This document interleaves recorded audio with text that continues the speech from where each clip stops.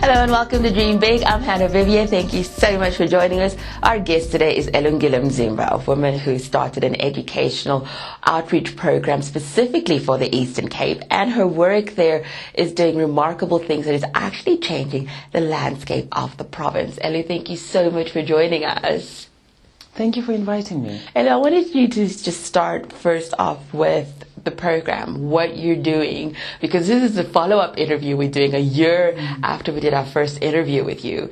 But there might be people that haven't seen that interview. So I'd like you to just talk about what your program does. Okay. MasQ in full is Masiqaqambe. It's become known as MasQ. However, the name just quickly explain. The name means let's outstand, let's be bright, and we gave the name as a group, giving that name to the children whose lives we were aiming to touch, that they must outstand and they must outshine their environments, and essentially it was really to just motivate and make these children remember the dreams and understand that it does not matter where they come from, what the surroundings look like. They can certainly be anything they want to be in this life. So that's essentially what we wanted to do. That's what we wanted to achieve. Everything else is a means to achieve that goal, to push them towards their dreams, their goals. I remember when you started the organization, you came to us as your group of friends and you were like, guys, I want to start this program, and what I really want to do is go back home, because you're originally from the Eastern Cape. I want to go back home and just inspire these kids to dream. And now for a lot of people, you'd be thinking, but everybody dreams, right?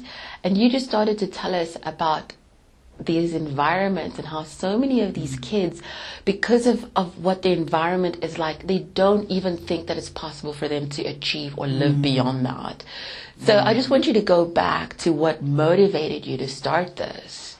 Yeah, it's true. Hannah, when you grow up, one thing I realized is that the shape of your dreams what your dreams are like tends to be shaped by your environment, rather. And the people that surround you, what you've seen, is what pretty much determines what you want to be going forward. Very few people have the ability to dream of things that have not been before, things that they've never seen.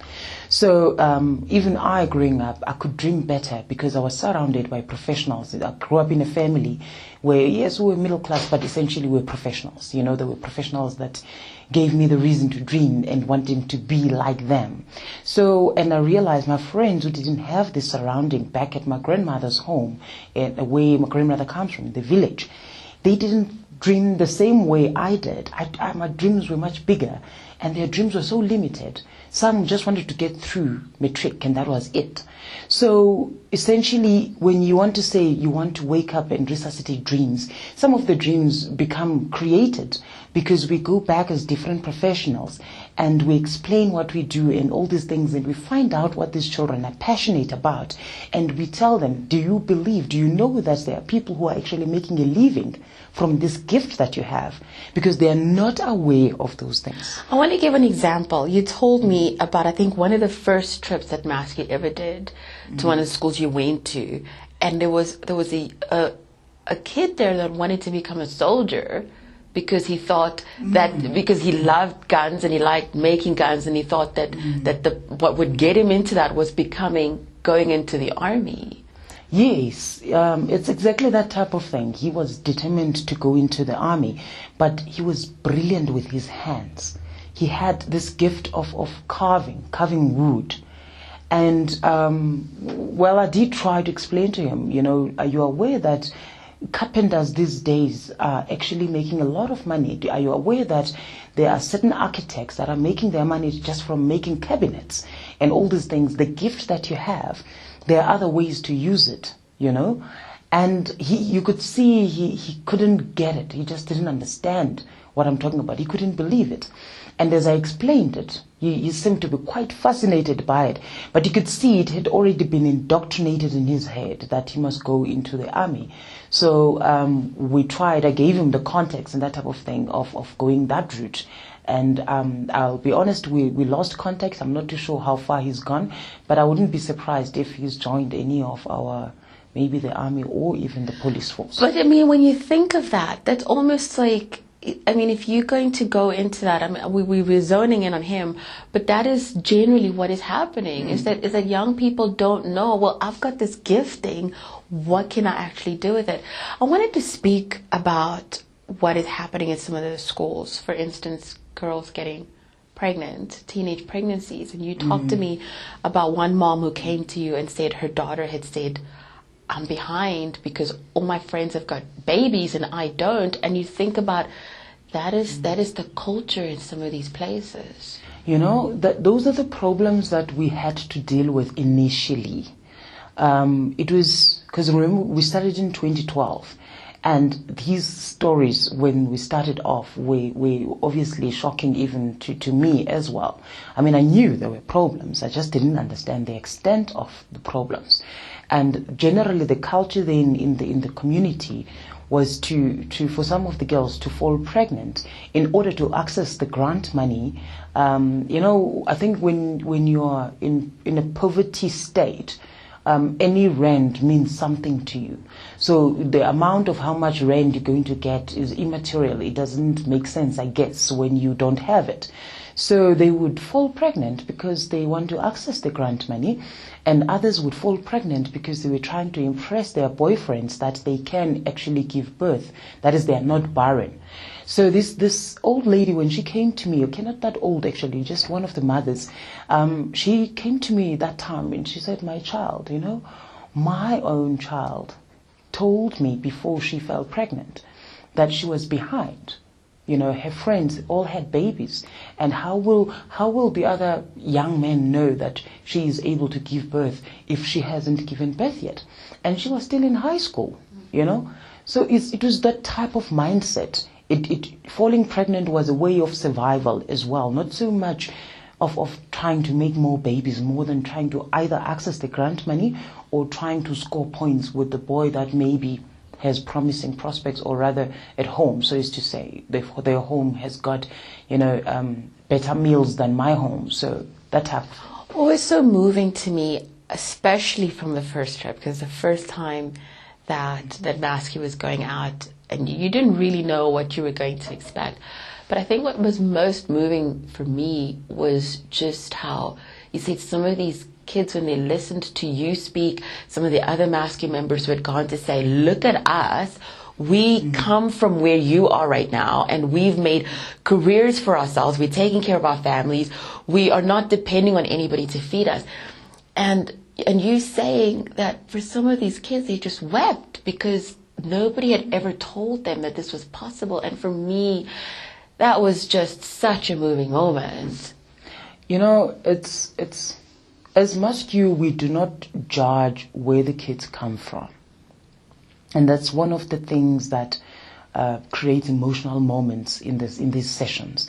Because when you go there, you will find that there are already girls that have babies, and it's a reality. But they've come back. They've come back to schooling. And you will find that there are boys who are already addicted to destructive substances, you know, but it is not for us. We don't go in there to judge or even question what were you thinking. We go in and we explain, obviously, because we do not want to lose the ones who are still tact, so is to say, who don't have babies yet, who are still, you know. Yet we do not want to chase away the ones that have come back.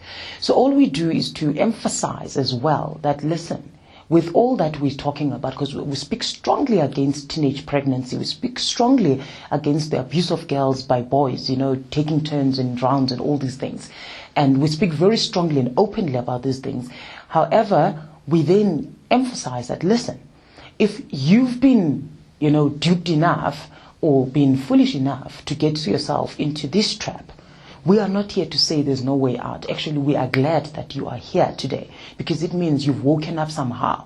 So from here moving forward, we're saying you better have a plan, and your plan better involve your children.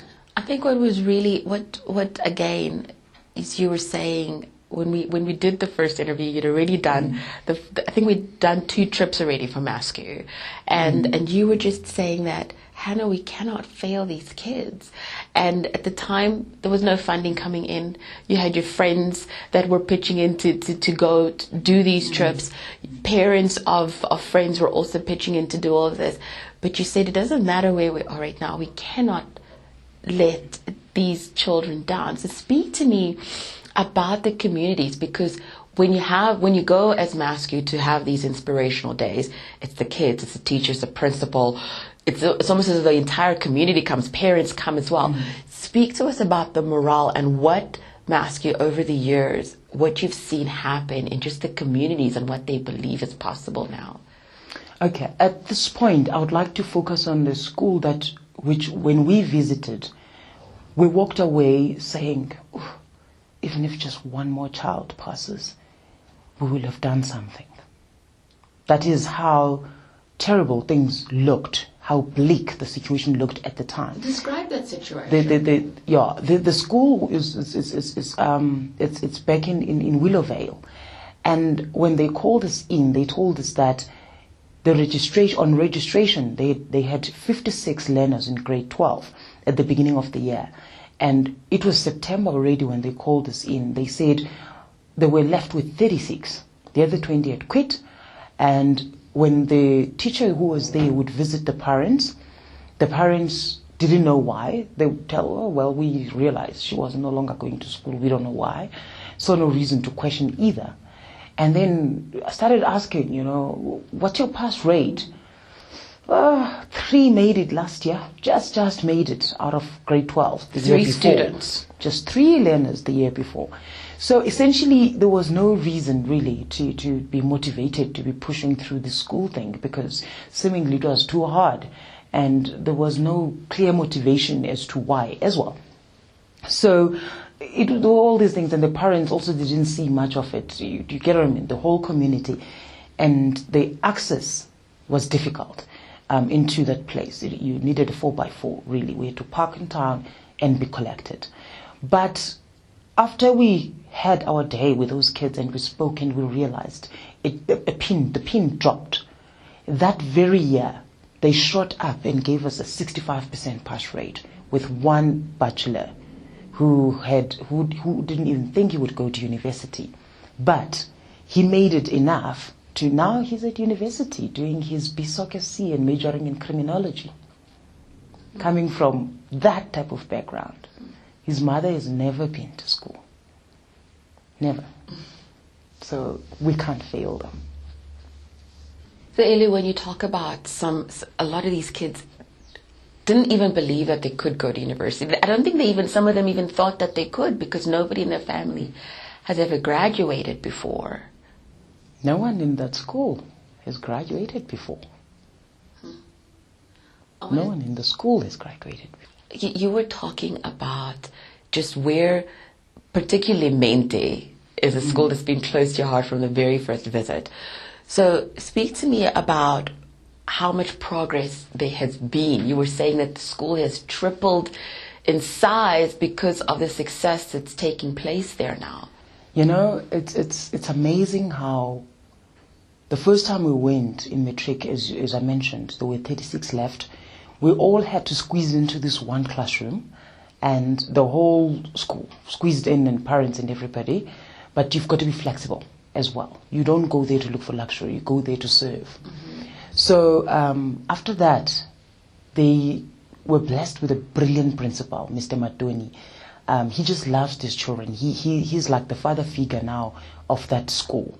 And in that process, he's been very easy to work with as MasQ. He's very light, very cooperative, very progressive. And since then, they didn't have enough classes, still don't. And instead they have a roster where some kids are outside. They learn outside and others learn inside. But now he has extended the shack at the back, put a couple more shacks to accommodate more kids. Because what is happening, because of their successes, there's children are coming back. Some of them are coming back from having quit school. Others are coming through from other schools. They're now flocking into Mente. So obviously the issue of flocks of classrooms is an issue. He needs more classes. But Still, with all of these difficulties, no electricity, no water, no running water, no classrooms, taking rosters in tents to learn outside, they did me so proud. They surprised me and showed me their awards at our last visit. They've got an award from Department of Education for achieving the best quality physical science in grade 12 of 2013. Quality physical science, no laboratory, no classroom. And they also received, obviously, then that comes with the best physical science teacher. And they also received an award for the best quality results. That is, they're not the best in the district, but they achieved 15 bachelors last year. It's unheard of in the school. That's what I'm talking about. And so they've moved up to about, I think, 76.7% pass rate last year with quality results. And beyond that, the morale in the school and the area has changed. Economists will tell you that if you focus in one institution, usually there'll be development in the area. And when we drove back this time, we couldn't believe it. I mean, I was very worried about the car, and fortunately a friend organized a 4x4 for us. So as we drove, we were looking for potholes and we couldn't find them. We're like, no, this place used to have potholes. What's going on? You know, the councillor has fixed the road because we've involved him from the beginning as well. The road is fixed. We could see now a couple of small cars in the area, and seemingly other young people maybe that work far are now able to drive home. But beyond that, in the school itself, the learners, we could see the school has tripled in size in terms of the number of learners since then, even creating a bigger need for classrooms. But it doesn't stop them, the hunger to perform, the hunger to be better. The parents, most of them are illiterate parents, but the support, you've got men, fathers coming through every time we are there. And coming to see and coming to support and coming to say, my children, thank you, because you're changing our children. One father said to me, you see, my daughter, she's going to be something big. And this is what you want to see. This is what you want to see. It's possible. And you've got to see that it's possible, and you've got to push and say it's possible and see other kids going through. So this time when we went, the principal asked, please come and dress in your academic attire. You know, I'm not big on that as much as I'm for education, but I understood where he comes from. And when you talk about that, I can't stop crying throughout this interview because this is just because I know where you've started from when you just started this, and I know the changes that have taken place there. But a lot of the time, I think there's just such a bad image or poor image of teachers and principals that work in these schools, you know, that they're lazy, that they don't pitch up for work, they don't really care. But from what you've said in the schools that you've been involved in, these teachers sound as though they are passionate. They want to do the work. There was the 1 year where the teachers stayed for 2 weeks without pay, so that they could go through the work with the grade 12s, and this was during the holiday period. They gave that up so that they could teach. So speak to us about just what you've seen in terms of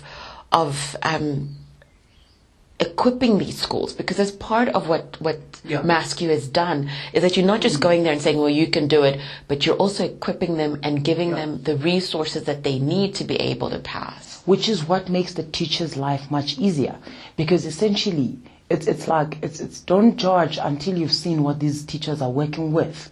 The one school, the first time we worked with them, you know, in IHS, they did not have, in grade 12, these kids were supposed to, their math class had 25 learners.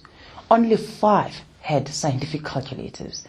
I mean, I don't care who you've got in that classroom. You will not even know that you've got doctors in there, or scientists, or chemists, or engineers. You will never know, because even the best of them will suffer because the rest they don't have.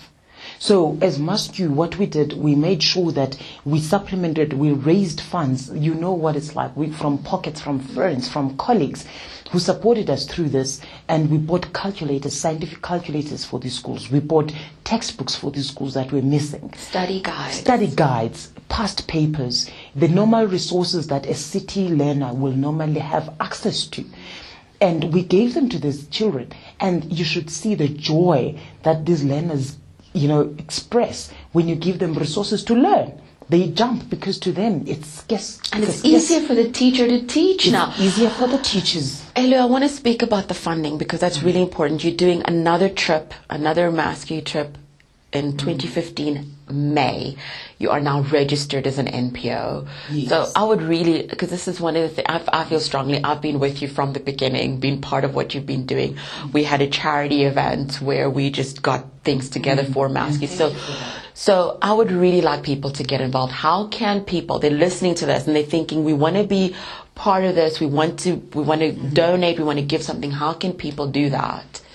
Thankfully, having been registered, which is going to go much better with the sponsorships now. So anybody who would like to assist us in any way whatsoever, they are welcome to contact me on my cell phone number, 084 400 6771. Please only about MasQ. But from there, we will take it forward from there. We've got a whole team, a group of about 15 young people, and all energetic and ready to help and assist. And I think what's really incredible about your team, and I can attest to it because I've been, I'm one of the people that's been so behind this project, is that people that are involved have been putting their own money into this to ensure that these children and the teachers that are involved, that all these schools get what they need to make it a success. So it's one of those things, I wouldn't advocate something that I don't believe in. I've seen what you're doing. So for you going forward, what's the big thing? We've been invited to 2 more schools now. The best thing is that as MasQ going forward is to grow. If we can just grow at least 1 more school each year, it would be great. And if it can be replicated elsewhere, even better. We need to grow. I want to ask you very quickly, Ellie, we've run out of time, but I ask all our Dream Big guests this. I don't want you to leave without sharing with us one thing that you think, okay, Hannah, I wish you'd asked me that. You didn't ask me, but I want to say this. Everybody can make a difference. It's a cliche. But no matter how small it is, it goes very far. Just do your bit. It takes people to make changes. Don't ask other people to do it. Don't look at other people to do it. Do it yourself where you are with the little that you have. Go for it. Thank you so much for joining us, Ellie. It was an absolute pleasure, and can't wait for the May trip because that's just going to be epic, like everything else you've done so far with MasQ. So thank you for your time. Thank you, and thanks to the MasQ team, wherever they are. Thanks, guys. You make it work.